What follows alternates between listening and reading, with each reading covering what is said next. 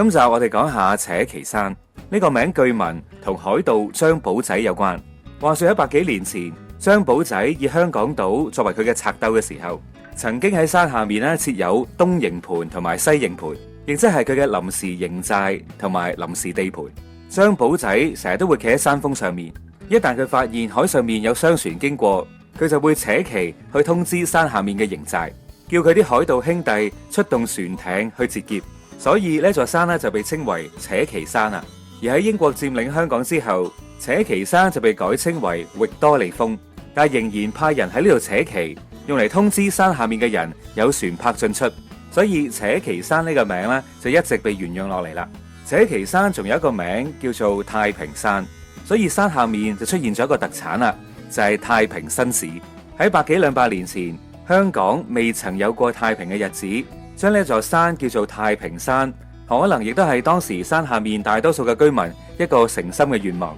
喺50年代，《新晚報》有一個編輯喺一段新聞評論入面曾經感嘆：由太平山上面望落嚟，每日都唔知道有幾多老襯。所以從此之後，山上面嘅呢個瞭望台就被稱為老襯亭。以前上扯旗山度玩，可以搭巴士，亦都可以坐當時香港唯一嘅纜車。巴士同埋纜車都只能去到1300尺高嘅老襯亭附近。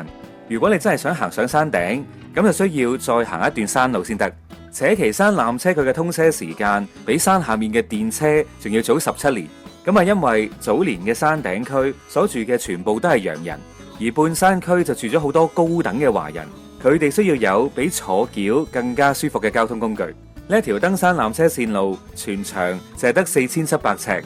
頭尾兩個站嘅直線距離亦都只係得1207尺，單程嘅行車時間大約係7分鐘。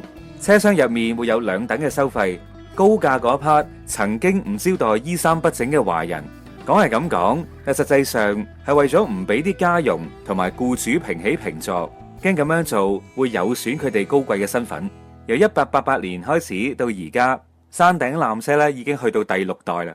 森林綠色嘅外觀設計，再加上360度全景觀玻璃車身，令到你就好似真係置身喺森林之中咁啊！山上面嘅風景非常之好，尤其是係可以望到香港島嘅全景同埋九龍半島。今日呢度已經成為咗香港嘅一個好重要嘅地標之一，唔少嘅遊客都會上嚟睇下香港嘅歷史同埋文化，亦都可以欣賞到周邊嘅自然風光。今集嘅時間就嚟到呢度差唔多啦。我係陳老師，得閒無事講下歷史，我哋下集再見。